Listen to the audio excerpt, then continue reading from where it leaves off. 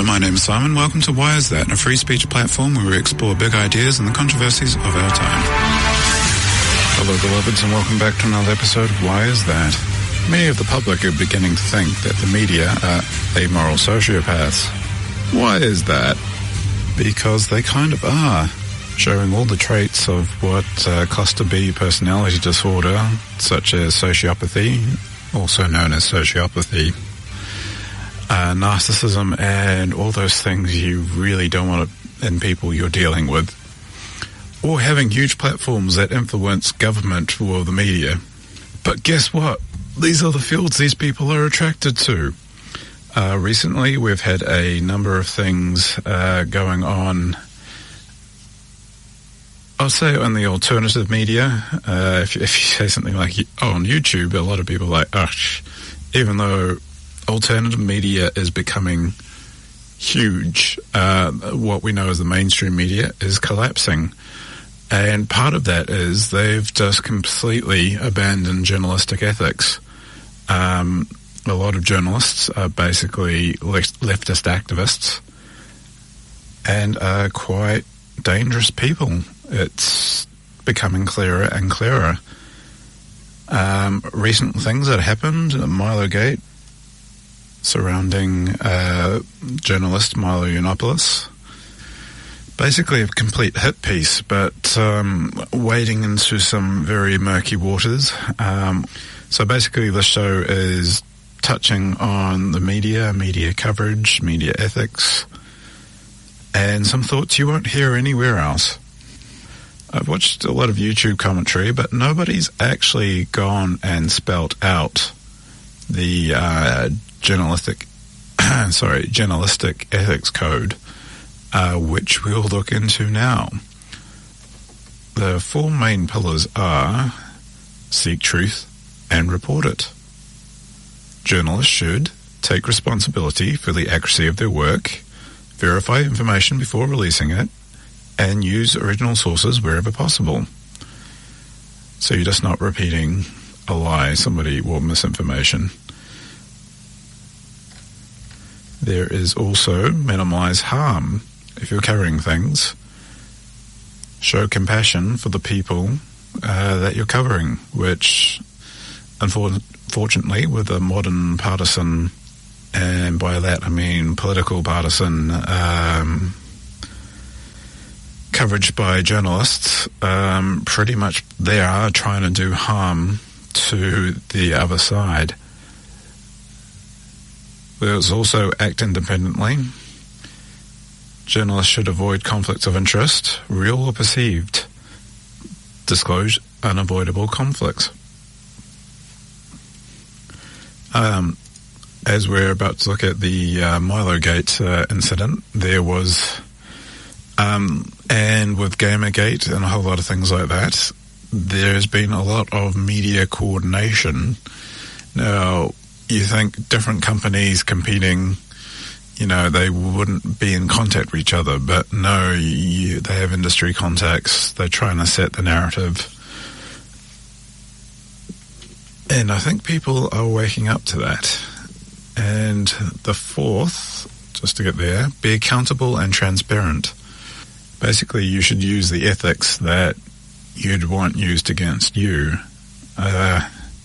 A lot of people have been making the statement, if the left didn't have double standards, they wouldn't have standards at all. Just basically treat others how you would like to be treated yourself. I mean, if you want to read up more on the topic, you can go to the Society for Professional Journalists, and they've got their code of ethics on there, and there's a lot more detailed. That's just a basic rundown. But we're continuously seeing these standards be breached. A good example, of course, is the recent Milo-gate incident. For those who are unaware, you have Milo-Yiannopoulos, who we've covered previously on the show. A few weeks ago, we looked at the Berkeley riots, which were pretty much designed to try to get him to stop speaking at the University of California, Berkeley campus, where a number of people were assaulted and hospitalized by Antifa activists. That helped catapult Milo more into the public spotlight in the US, and he was beginning to cross over into the mainstream and was on what's it called, Real Time Bill Mather, and was put down to be the keynote speaker of CPAC, which is the biggest conservative conference in the US. I can't remember what it stands for. But just before then, and designed to attack him, there were clips that had been in the public domain for well over a year, where it was put in the press that it seemed like he was defending pedophilia. A big bit surrounding that, to add context, was when he was 14, he was abused by a Catholic priest and one other man. We don't know much about the other man. We just know the priest as Father Michael. Now, Yiannopoulos was trying to normalize or make seem like normal what happened to him. He admits it was abuse, and a lot of it, his comments, are very much somebody who went through a traumatic experience as a young boy and is trying to cope with it. But instead of being treated as a victim of sex abuse, the media try to hang him as somebody supporting pedophilia, where in his career he has gone after pedophiles and exposed them in his writings, and as a victim of abuse. Not likely somebody who would be very supportive. He did say he regrets some of the ways he put it. And of course, what he was talking about wasn't pedophilia, it's europhilia. Pedophilia is being attracted to prepubescent minors, where europhilia is being attracted to teenagers who have gone through puberty and are physically, sexually mature, but not mentally or emotionally. And we have that period between the physical and mental and emotional, because it can cause a whole raft of things psychologically, such as depression, etc. Or if you're a girl who gets pregnant anywhere between the ages of 11 and 14, I think you can suffer from things like fistula, where pretty much, since you're not fully physically developed, a baby, if you have a child, can rupture organs, usually the bladder, which in third world countries, causes a lot of women who, of course, were married off as children, great physical and social problems. And, of course, in these videos, when Yiannopoulos is talking, or the ones that were circulated when he was saying the age of consent was right, therefore he wasn't advocating for sex with minors, was left out, surprisingly. Although where even his supporters find it a bit difficult is he was on the Joe Rogan podcast, and he was talking about some Hollywood parties where you had very young boys at these parties who were doing drugs and having unprotected sex with much older men. And he said very young boys. And a whole lot of people were like, well, why isn't he naming names and trying to out people? I think Sargon of Akkad had a good comment about that, because he said it happened 8 years before, and it was a year ago, so almost a decade ago, I saw some stuff. You don't have evidence besides your testimony. You probably don't know who these people's names are. But of course, one of the people he didn't name and could was the mysterious Father Michael. People just don't like the idea of sex offenders out there, and that's where it gets very messy. And the whole thing is messy, but for the media to try to jack it up like he's supporting pedophilia, pretty much there are two things, and I'm just about to get into how basically the media has defended sex offenders in the Catholic Church, meaning they defended them. But, two things socially, being called a Nazi or a pedophile. I mean, those are the worst things you can be called, right up there as, like being a murderer or rapist, but on the very top levels, being a Nazi or being a pedophile. Now, as sort of covered with the whole Milo situation in the Drunken Peasant podcast, he makes the distinction between pedophilia and urophilia. I hope I'm pronouncing that right. And a lot of people don't like that distinction. They just like, a sex of mine is pedophilia. Well, that's not the case, because there is a very big distinction between what stages of physical maturity. Like if it's prepubescent, that they're not even sexually mature, that is why pedophilia is considered a clinical disorder, where urophilia is not, but is illegal, as it is damaging to a young person. Although it was a historic hangover in a lot of countries, like the age of consent in Mexico is 12, because puberty for girls usually happens around the age of 11. In places like Germany, it's 14. In Greece, it's 15. That's kind of a hangover from centuries past, especially where, you used to marry off girls quite young, especially so other families would be the ones supporting them. But that's another story.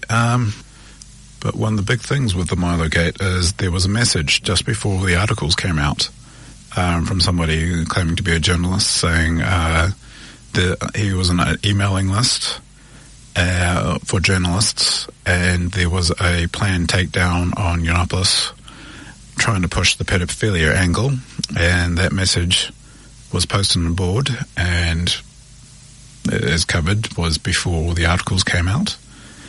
And that's what the story was. Despite, as covered, he had been a victim of abuse, and he had gone after pedophiles before. I watched one of his videos he did on YouTube exposing one. It went for about an hour and a half, and it was quite in depth. So, no way in hell was he pushing pedophilia or any underage sexual activity. And what has the right crying foul over this is the complete media double standards. For example, Star Trek actor George Takei has gone around on the past saying, talking about his sexual activity he had when he was a boy with a 19-year-old camp counselor, and was saying about what a great experience it was. This is pretty much what Yiannopoulos, his same experience, but of course Takei's on the left, so the media aren't trying to bring him down. Although I fully recognise that George Takei suffered abuse and have sympathy for that. One of the things that sparked the hit piece on Yiannopoulos was appearing on Bill Maher's show, Real Time. And because of that, people went searching, and there was a video that emerged of Bill Maher defending a 34-year-old woman who was having an affair with a 13-year-old boy and had 2 kids. It was saying about how they were in love, and it wasn't conventional, but, it was a relationship. You've got people on the left like Lena Dunham, who in her autobiography talks about and jokes about how she sexually molested her sister when she was younger, an actual pedophilia situation. What happened to Lena Dunham is she helped spearhead Hillary Clinton's presidential campaign. I mean, what the hell? And you've also got leftist celebrities like Roman Polanski, who anally raped a 14-year-old girl. The trauma caused her to have a asthma attack, and she was grabbing for an inhaler, worried she was going to suffocate to death, and he just kept raping her. Just completely disgusting stuff. And, nobody in the media holds it against him. He's still a famous director. A number of Hollywood celebrities have openly supported him recently. It's just...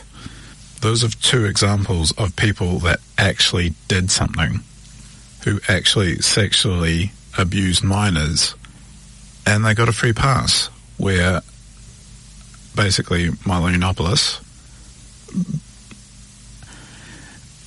probably not in the way, well, exactly in the way George Takei trying to make sense of their abuse, and, they talk about it like it's not abuse, but, these things are quite messy. But it's the sheer media double standards where, both Milo and George Takei, not the ways to put things, but they're not advocating for it. It gets messy. Sort of, for example, women who are raped sometimes become very promiscuous after that because they're trying to regain agency. Like in the porn industry, it's one of those huge things where a lot of the actresses have been abused or raped. For example, what's her name? Jenna Jameson, who I know the name, I haven't seen her perform, who was like the world's largest female porn star for a number of years, etc., denied throughout her whole career of being raped. And afterwards, when she retired, she's like, yeah, I was actually raped as a teenager. There's a website called Fight the New Drug, and it's basically against the porn industry, but it has a number of testimonies from ex-porn stars who are speaking out because they were abused. That's how they got in. They know a number of other porn actors that were abused, and that's why they're there. And it's just a tragic industry, and it's just, unfortunately, around sexual abuse, things just get very messy. And it's just not the double standards. It was, they were purposely trying to do harm, and he ended up, he was an editor at Breitbart. He resigned from that. He lost his speaking thing at CPAC, and he lost his book deal. That won't be the last of Milo Yiannopoulos, I would say, but yeah, I mean, this did him damage, and all people can say is it seems like he was supporting it, where all evidence to the contrary would say otherwise. But I do know people who are sitting on some pretty big and scandalous things, and you do lose some respect for them for that. But make no mistake, a lot of people in the media are sitting on some quite damaging things, and they're staying very quiet. Okay, a little while ago in this, I basically mentioned how the media covers up for sexual abuse in the Catholic Church, as we're talking about Milo Yiannopoulos' primary abuser, shall we say, was mysterious Father Michael. We don't know much besides his name. It might have been a complete pseudonym. But you think, hasn't the media done a lot of coverage about sexual abuse in the Catholic Church? Well, yes, but it's also been complete lies. For example, during the early 80s and 90s, a whole lot of sex abuse cases of historic nature came out within the Catholic Church, spearheaded in the US, but also around the world. It prompted people to speak out. But the same media covered it. Now, the problem is it was termed pedophilia and the pedophile crisis, where the statistics do not bear that up.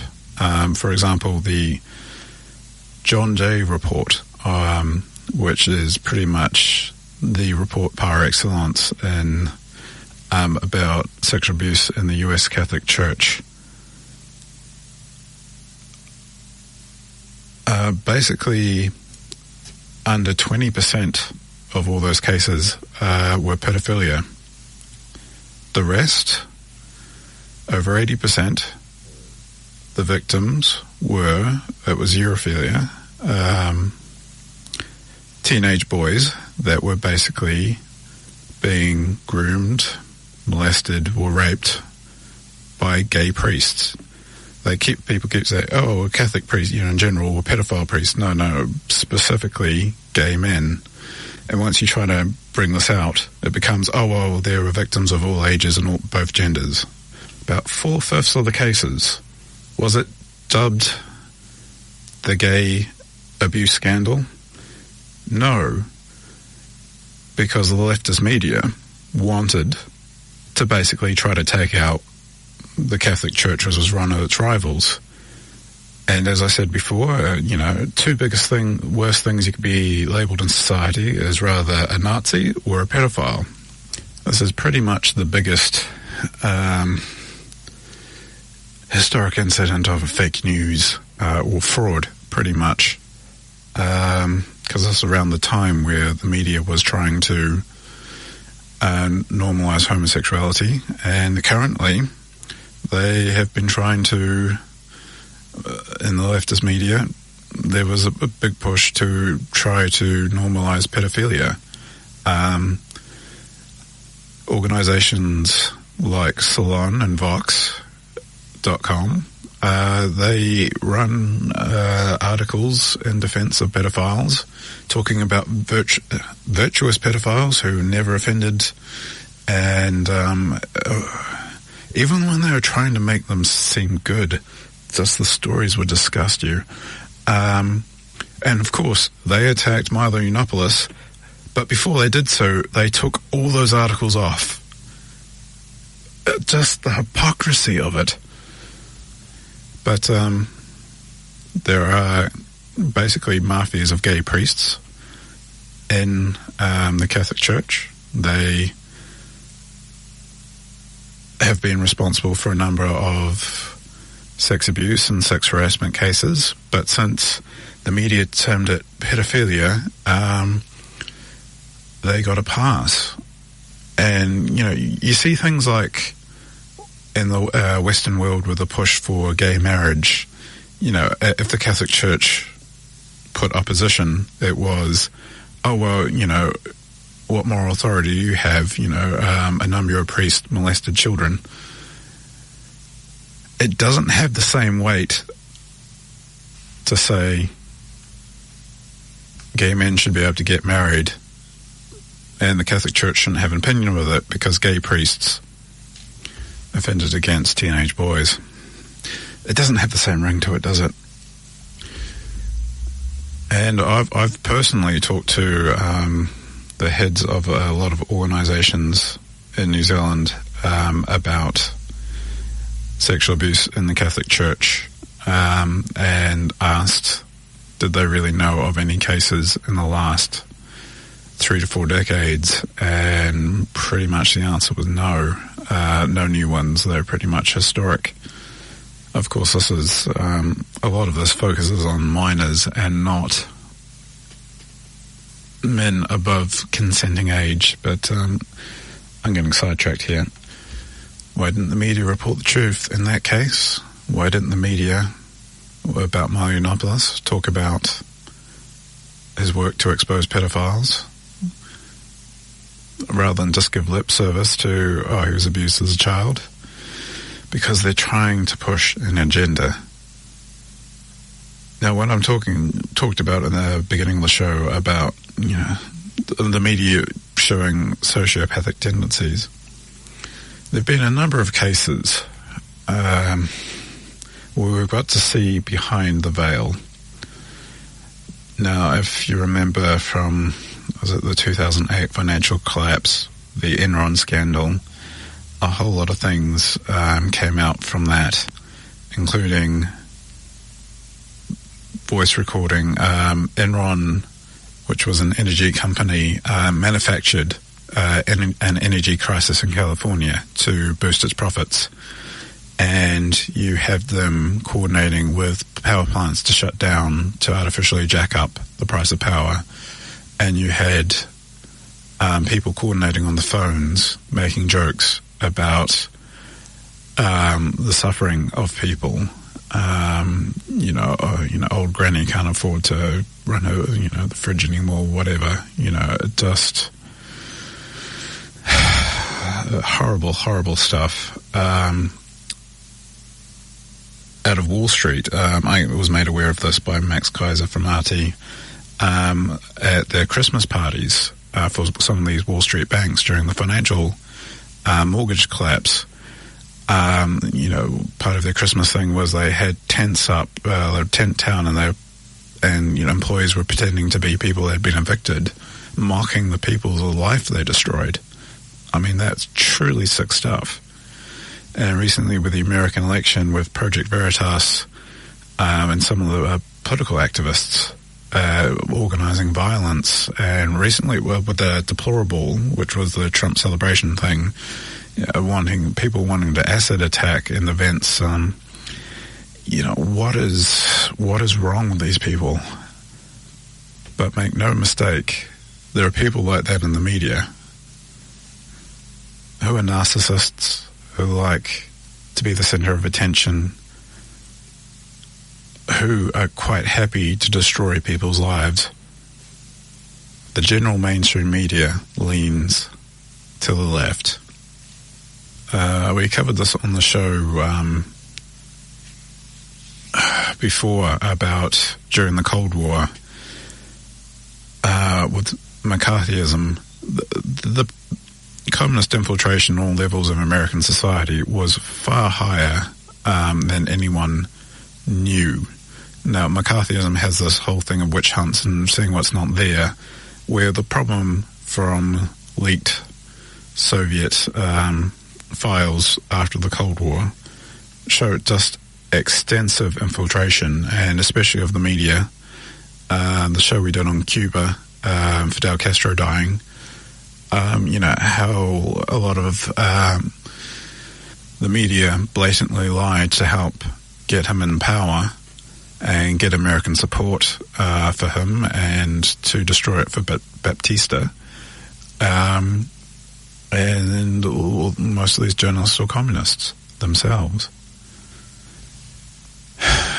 Right now, society is becoming quite partisan, where before we had different views on the same things. It seems a lot of people aren't even on the same planet, and it's getting disturbing, and we're going to see problems as the alternate media, especially online, is far outperforming the mainstream media, traditional TV and newspapers, and they're going to desperately try to hold on to power and destroy their rivals, and things are going to get a lot more nasty.